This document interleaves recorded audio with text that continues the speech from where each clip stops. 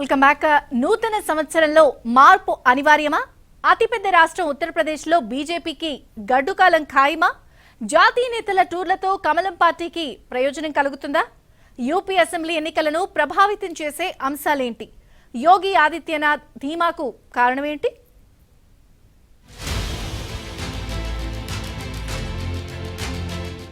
ఉత్తరప్రదేశ్లో కృష్ణ కంస కొట్లాట.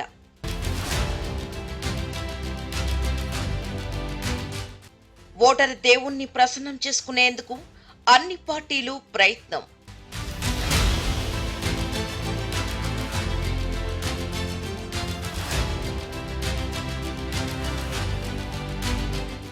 రాజకీయాల్లో కృష్ణుడెవరు కంసుడెవరు? యూపీ ఎన్నికల నేపథ్యంలో అది పెద్ద రాష్ట్రంలో ఓటర్లకు అంతుపట్టని ప్రశ్న ఇది. నేను కృష్ణుణ్ణి, నువ్వు కంసుడిని అంటూ ప్రతి ఒక్కరూ ఇతరులపై దుమ్మెత్తిపోస్తున్నారు.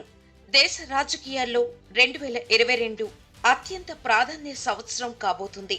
ఉత్తరప్రదేశ్ సహా 5 రాష్ట్రాల్లో జరిగే అసెంబ్లీ ఎన్నికలు దేశ రాజకీయ గతిని మార్చేయబోతున్నాయి. ఢిల్లీకి దారి యూపీ నుంచే ఉంటుందన్న వాదనల నడుమ అన్ని పార్టీలు ఆ రాష్ట్రం వైపు చూస్తున్నాయి. హిందూ వర్గాలు ఎక్కువగా ఉండే ఉత్తరప్రదేశ్ లో హిందువులను ఆకట్టుకుంటేనే విజయం సాధ్యమని పార్టీలు గుర్తించాయి. ఈ దిశగానే కృష్ణ కంస చర్చకు తెరతీశారు. కృష్ణుడు తమకు కలలో కనిపిస్తున్నాడని యూపీ బీజేపీ నేతలు వీధి వీధిన తిరుగుతూ చెబుతున్నారు. అసెంబ్లీ ఎన్నికల్లో బీజేపీ విజయం ఖాయమని కృష్ణుడే స్వయంగా వారికి చెప్పారట. పైగా ప్రత్యర్థులంతా కంసుడి లాంటి వారని, విపక్షాల భరతం పట్టాలని కూడా కృష్ణుడు చెప్పారట. కృష్ణ జన్మస్థానమైన మధుర నుంచి సీఎం యోగి ఆదిత్యనాథ్ పోటీ చేయాలని యశోద నందనుడే ఉద్బోధించారట. మరోపక్క బీజేపీ ప్రత్యర్థులు కూడా 2 ఆకులు ఎక్కువే తిన్నారు. సమాజ్వాదీ పార్టీ నేత అఖిలేష్ యాదవ్ కు కూడా కృష్ణుడు కలలో కనిపించారట. ఈసారి సమాజ్వాదీ ప్రభుత్వం ఖాయమని ఆయన ఆశీర్వదించారట. రామరాజ్యం తమతోనే సాధ్యమని అఖిలేష్ ప్రకటించేశారు. అఖిలేష్ వాదనను సీఎం యోగి స్వయంగా తోసిపుచ్చారు. దేవుళ్లు తమ పక్షానే ఉంటారని, అఖిలేష్ను శపిస్తారని సీఎం స్వయంగా చెబుతున్నారు.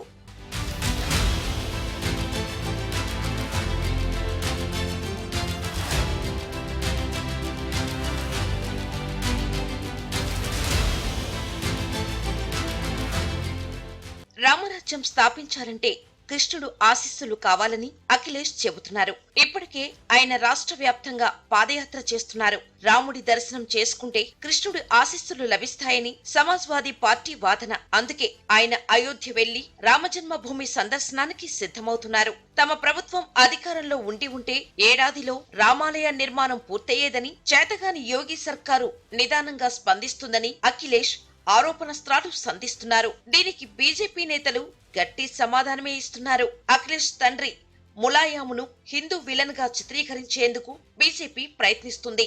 కరసేవకులపై కాల్పులు జరపాలని ఆయన ఆదేశించినట్లు బీజేపీ చెబుతుంది. అఖిలేష్ అధికారానికి వస్తే రామాలయ నిర్మాణం ఆగిపోతుందని బీజేపీ హెచ్చరిస్తోంది. దీనికి కూడా సమాజ్వాదీ పార్టీ నుంచి కౌంటర్ వస్తుంది. అఖిలేష్ కు కృష్ణుడంటే వల్లమారిన భక్తి అని, ఆయన స్వగ్రామం సైపేలో ఆకాశమంతా కృష్ణుడి విగ్రహ నిర్మాణానికి ఏర్పాట్లు జరుగుతున్నాయని అనుచరులు అంటున్నారు.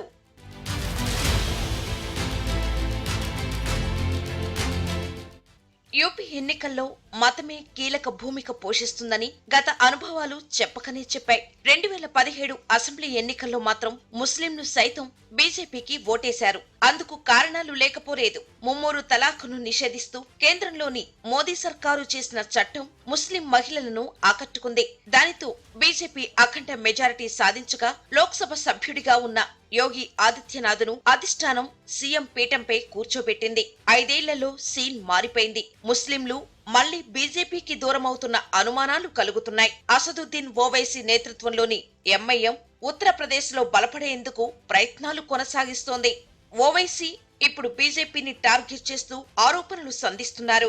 యోగి పాలనలో మత సామరస్యం దెబ్బతిన్నదని ఆయన అంటున్నారు. ఇటీవల హరిద్వార్లో జరిగిన ధర్మ సంసద్ ఇప్పుడు ఆరోపణలు ప్రత్యారోపణలకు అవకాశమిచ్చింది. హరిద్వార్ ధర్మ సంసద్లో ప్రసంగించిన హిందూ పెద్దలు కొందరు ముస్లింల పట్ల అభ్యంతరకర వ్యాఖ్యలు చేశారు. ముస్లింలు కనిపిస్తే దాడులు జరపాలంటూ పిలుపునిచ్చారు. దానితో బీజేపీ పాలనలో ముస్లింలకు రక్షణ కరువైందని ఓవైసీ అంటున్నారు. ముస్లిం మహిళల ఫోటోలను వేలానికి పెట్టిన బుల్లీ యాప్ కూడా హిందూ సంస్థల సృష్టేనని ఓవైసీ అంటున్నారు. అఖిలేష్ యాదవ్ కు కూడా ముస్లింల ఓట్లు పడవని ఓవైసీ చెబుతున్నారు. అఖిలేష్ కలలో కృష్ణుడు కనిపించాడన్న ప్రచారాన్ని ఓవైసీ తోసిపుచ్చారు. ముస్లింలంతా తన కలలో కనిపించి అఖిలేష్ కు ఓటేయబోమని చెప్పినట్లు ఓవైసీ ప్రచారం చేస్తున్నారు. నిజానికి యూపీలో 100 సీట్లు గెలవాలని ఓవైసీ ప్రయత్నిస్తున్నారు. అప్పుడు తామే కింగ్ మేకర్స్ అవుతామన్నది ఆయన ఆలోచన విధానం. యూపీ అసెంబ్లీ ఎన్నికల్లో విజయావకాశాలు ఎవరికున్నాయి? మాయావతి మౌన ముద్రకు కారణమేంటి? దశాబ్దాలుగా యూపీ వెనకబడిపోయిన పాలకులు పట్టించుకోలేదా? సామాజిక ఆర్థిక రంగాల్లో యూపీ పరిస్థితి ఏమిటి? అసలు ఉత్తరప్రదేశ్లో జరుగుతున్నదేమిటి?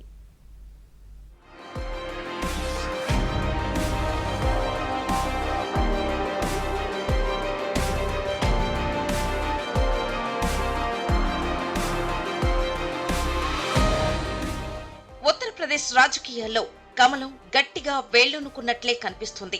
ఎస్పీ అధినేత అఖిలేష్ యాదవ్ కున్న సామాజిక వర్గ సమీకరణాలు, ముస్లింల మద్దతు చూస్తే మాత్రం గట్టి పోటీ తప్పదనిపిస్తుంది.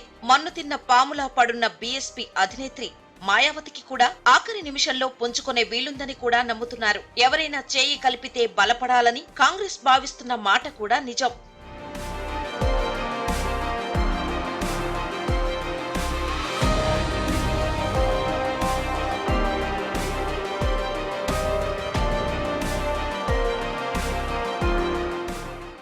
యూపీలో తాజా సర్వేలు బీజేపీ విజయానికే సంకేతాలిస్తున్నాయి. వారం క్రితం నిర్వహించిన వీటో సంస్థ సర్వే ప్రకారం కమలం పార్టీ సునాయాసంగా మెజారిటీ మార్కు దాటుతుంది. 403 స్థానాలున్న యూపీలో వీటో సర్వే ప్రకారం బీజేపీకి 230 నుంచి 249 స్థానాలు వస్తాయి. సమాజ్వాదీ పార్టీకి 137 నుంచి 152 స్థానాలు దక్కుతాయి. బీఎస్పీకి 9 నుంచి 14 స్థానాలు రావచ్చు. కాంగ్రెస్ మరింత దెబ్బతిని 4 నుంచి 7 స్థానాలకు సరిపెట్టుకోవచ్చు.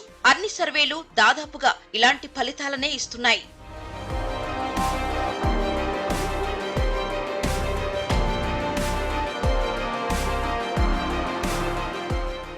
పేరుకు యోగి సీఎం అయినా ప్రధాని మోదీ పరపతితో విజయం సాధిస్తామని యూపీ బీజేపీ అంటుంది. యోగి ముఖ్యమంత్రిత్వంలో శాంతి భద్రతలు అమోఘంగా ఉన్నాయని కమలం పార్టీ చెప్పుకుంటుంది.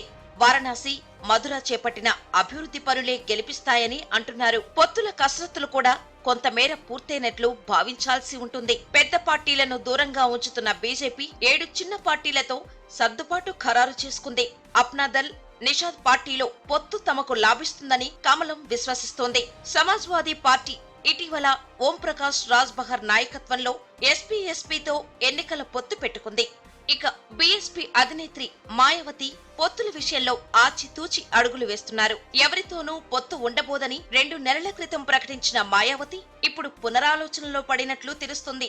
బీజేపీ, ఎస్పీ ఒకే నాణానికి 2 వైపుల వంటి వాళ్ళని ఆరోపిస్తూ వచ్చిన మాయావతి చిన్న పార్టీలను కలుపుకుపోయే ఆలోచనలో ఉన్నట్లు భావిస్తున్నారు. కాంగ్రెస్ ను విజయ తీరాలకు చేర్చే బాధ్యతను ఆ పార్టీ ప్రధాన కార్యదర్శి ప్రియాంక గాంధీ భుజస్కంధాలపై పెట్టుకున్నారు. ఇప్పటికిప్పుడు పార్టీకి పూర్వ వైభవం తీసుకురావటం అసాధ్యమని గుర్తించిన నేపథ్యంలో చేతులు కలిపే మిత్రపాల కోసం ఎదురు చూపులు మొదలయ్యాయి. ప్రియాంకతో పొత్తు పెట్టుకునేందుకు మాయావతి ఇష్టపడతారో లేదోనన్న అనుమానాలు తలెత్తుతున్నాయి. కాంగ్రెస్ పార్టీ పట్ల మాయావతికి పెద్దగా ఆసక్తి లేకపోయినా బీజేపీ, ఎస్పీకి సమదూరం పాటించాలన్న విధానం నిర్ణయంతో గత్యంతరం లేక ప్రియాంకతో వేదిక పంచుకునేందుకు ఇష్టపడే అవకాశం ఉంది.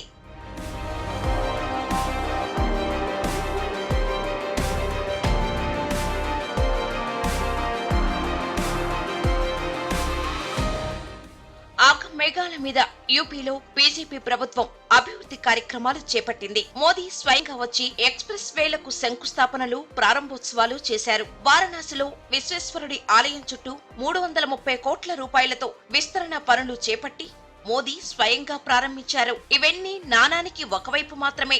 మనం చూడని అసలు వైపు మరొకటి ఉందని విశ్లేషణలు వినిపిస్తున్నాయి. అభివృద్ధిలో ఉత్తరప్రదేశ్ పూర్తిగా వెనుకబడిపోయిందని ఆర్థిక రంగ నిపుణులు విశ్లేషిస్తున్నారు.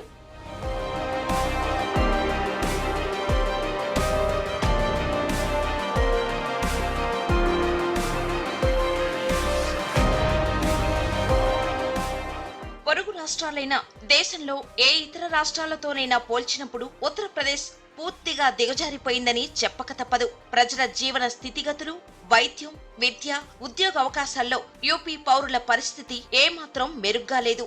బలహీన రాజ్యం నుంచి శక్తివంతమైన రాష్ట్రంగా మార్చామన్న యూపీ సీఎం యోగి ఆదిత్యనాథ్ వాదనతో ఏకీభవించేందుకు ఎవరూ సిద్ధంగా లేరు. బీజేపీ 4 ఏళ్ల పాలనలో తలసరి ఆదాయం కేవలం 0.43% పెరిగింది. తలసరి ఆదాయంతో జాతీయ సగటు 86,659 రూపాయలుండగా ఉత్తరప్రదేశ్ మాత్రం అందులో సగం 41,023 రూపాయలు ఉంది. తలసరి ఆదాయం రెట్టింపైందంటూ పత్రికల్లో వస్తున్న ఫుల్ పేజ్ ప్రకటనల్లో మొత్తం డొల్లతనమే కనిపిస్తుంది. ఉపాధి అవకాశాల్లో మహిళలకు పూర్తిగా అన్యాయం జరుగుతోంది. రాష్ట్రంలో 91% మహిళలకు ఉద్యోగావకాశాలే లేవు. మహిళలు దుర్భర దారిద్ర్యంలో మగ్గుతున్నారు.